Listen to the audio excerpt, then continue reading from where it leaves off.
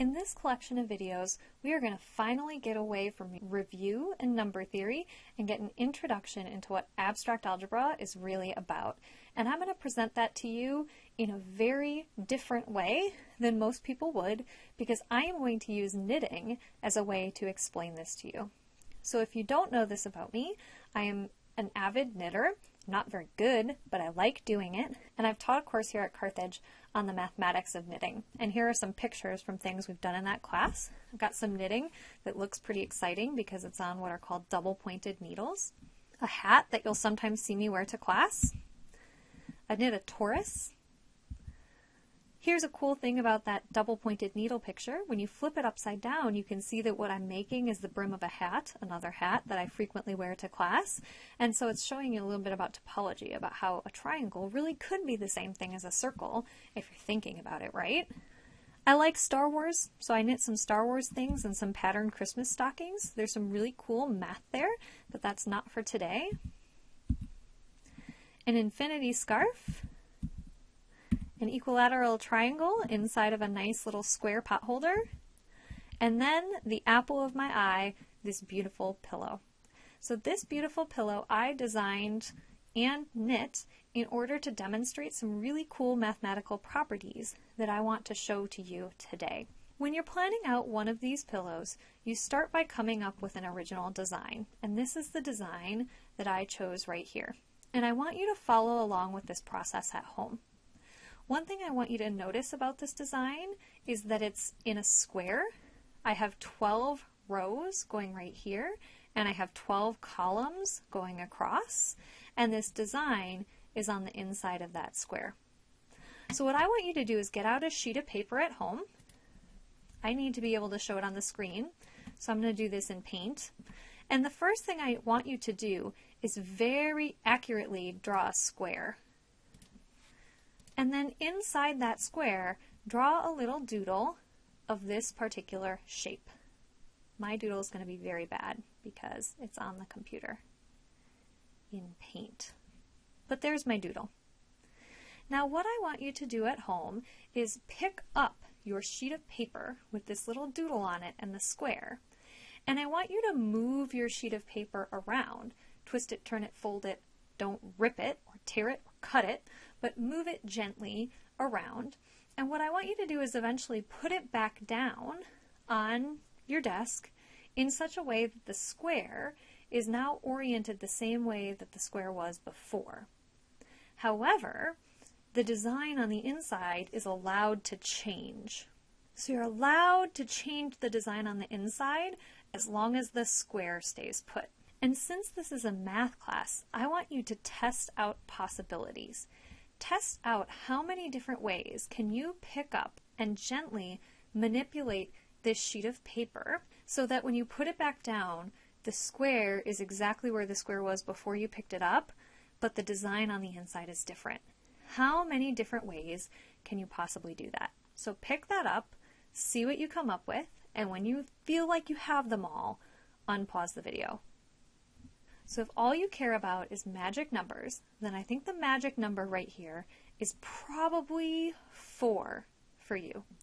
And they look like this. Here's my original design. If I put a big square around it, one of the things I could have done with my sheet of paper was turned it. The design on the inside of the square would change, but if I turn a square 90 degrees, I still end up with a square. So for example, if I pick up this shape and I turn it 90 degrees counterclockwise, I would get this shape. And I can repeat that process. I can turn my square 3 full times, and on the 4th rotation, it's going to end up back where I started with. So by just turning my sheet of paper, I could come up with these 4 designs. 1, 2, 3, 4. I said your answer was probably 4 because there are a lot of variables going on at your individual house. For example, I'm drawing in Paint over here and everything looks really, really, really faint. But let's imagine that you picked up your sheet of paper and you drew everything in big, bold Sharpie. We all know that a sheet of paper is pretty thin.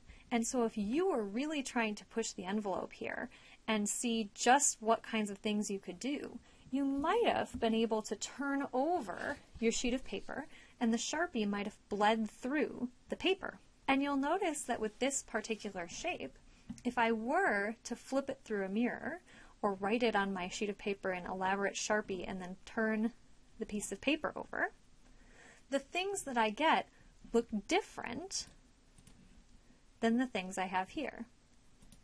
They look like this. And it may be difficult right now to see how those are different, so I can put them all together. Here's my original right here. And here are the first four that I get from turning the sheet of paper, all in this line. And here are the other four that I would get from picking up my sheet of paper and turning it over and just looking at the Sharpie through the original sheet of paper. And you can find little traits to convince yourself that this one down here, for example, is truly different from anything that you see up here. One way to do that is to use the grid lines. The little hole that I have right here is on the bottom, and it's 3 in from the left.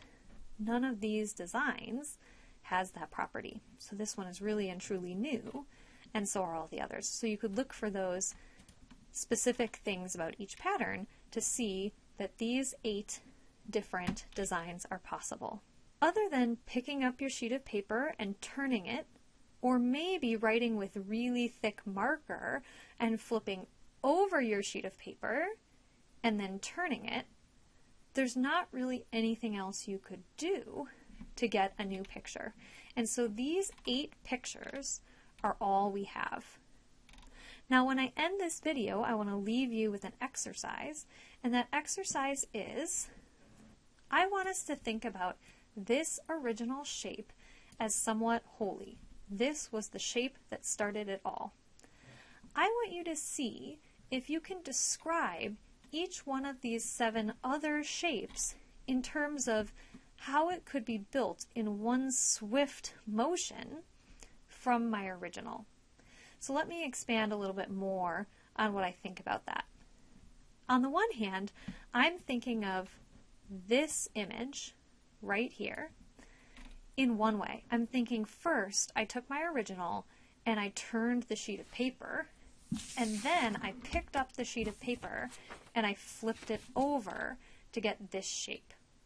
I don't want to think about that as good enough. That takes 2 motions to go from here to here. Is there one single motion I could have taken with my sheet of paper to go immediately from here to here? See if you can describe the process of going directly from our original to each of these 7 other shapes in a single motion, and when you're done with that, start the next video.